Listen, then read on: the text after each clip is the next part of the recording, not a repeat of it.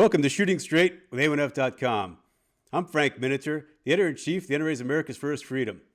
Today I have the great pleasure to be with Charles Cooke. Now, anyone who reads America's First Freedom or goes to A1F.com must be familiar with Charles Cooke's writing. So here he is in person. We're finally meeting him. It's so good to finally have you here, Charlie. Oh, thanks for having me. It's a good idea. Now, you just did a feature for us, and it's on Shallow May issue and on the Supreme Court case. It's very pivotal, and this is coming. New York State Rifle and Pistol Association versus Bruin. Now, there are still 9 states that are May issue, and for those who forget, Shallow issue is a state where the licensing authorities, if there are licensing authorities, have to give you your permit if you're not prohibited by law. Whereas in the May issue state, it's up to the local bureaucrat. They can do what they want, which is what that Supreme Court case is all about. So dig into this. Where do you see this going? As you looked at the whole country and did this feature for us, where are we headed here? Well, the first thing to say is that, in essence, this is as much a case about equal protection under the law as it is about gun rights. The question is, can governments treat people differently based on a whim, or are we all equally American citizens? And I think even if you had the view that, carrying a gun is not a right, you still have to accept that it's bizarre to allow a state such as New York to decide based on local police beliefs, essentially, whether or not you get a little piece of paper. I think Americans ought to understand this primarily as a question of equal rights, because really the difference between a May issue system and a shall issue system is the difference between a privilege and a right. It's totally reasonable for a state to say everyone gets to do this unless, and maybe the unless is they're a criminal, maybe the unless is they're in jail, rather than you get to do this if we decide on the fly. I see this as an equal rights question. And I think it's worth saying at the outset, too, that, those 9 states, that's a problem. And there are a lot of people in those states. But we've learned over the years, getting to there only being 9 states that are May issue, that nothing bad happens when states either abolish their permitting processes completely, which almost half have, or move to a shall issue system, as, say, the state I live in, Florida, does. We're not seeing any of the horror stories. So to cling on to this inequality on the basis of essentially nothing is irrational and unjust. Right, Dallas, Miami, so on, all these major cities that are in states with shall issue laws in effect, or even constitutional carry laws in effect, and we're not seeing any negative outcomes. We're not seeing the Wild West in the streets that the gun control groups always say will happen. Yeah, so you've got essentially here an argument from pragmatism, that being, sure, it's okay if in rural Alabama people want to carry guns, but not in a big city where we're all close together. And first off, that is a silly argument.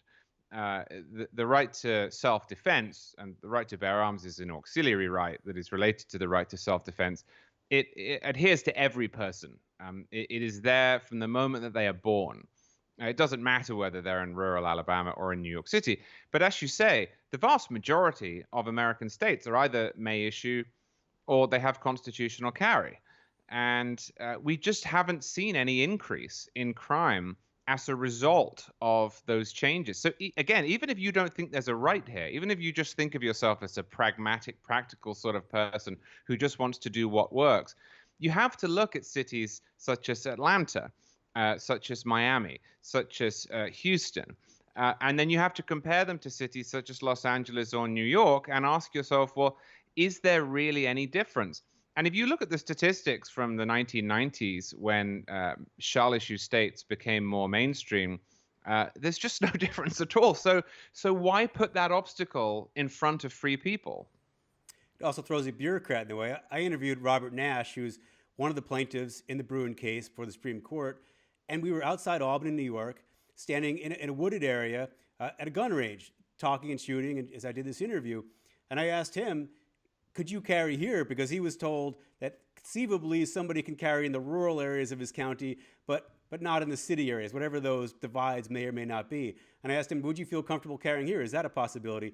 And he said, who knows? The bureaucrat could come after me even here and make some argument, and then I would be in jail and I would be a felon.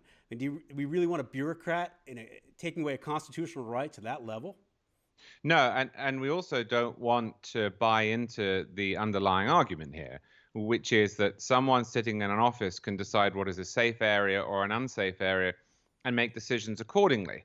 And on paper, I live in a safe area. That doesn't mean that I couldn't, say, pick up a stalker.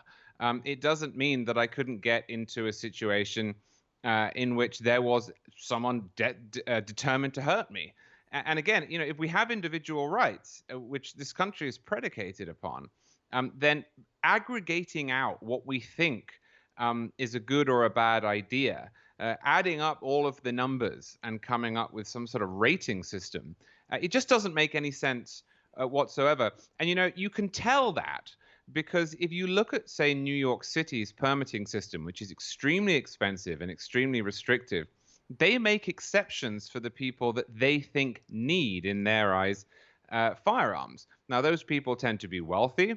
They tend to be politically connected or famous, or frankly, to have the right political views according to the people who run the city. Robert De Niro, I think, has a concealed carry permit. Donald Trump had a concealed carry permit. That's great. Good luck to both of them. But there's nothing particularly special about their lives. There are a lot of people in New York who work dangerous jobs who wouldn't get close to that process. And so if you're going to accept that sometimes people, irrespective of whatever you think the aggregate case is, are at risk, then you have to do it for everyone. And that's the problem in New York City as much as anything else. Equal rights under law. Absolutely.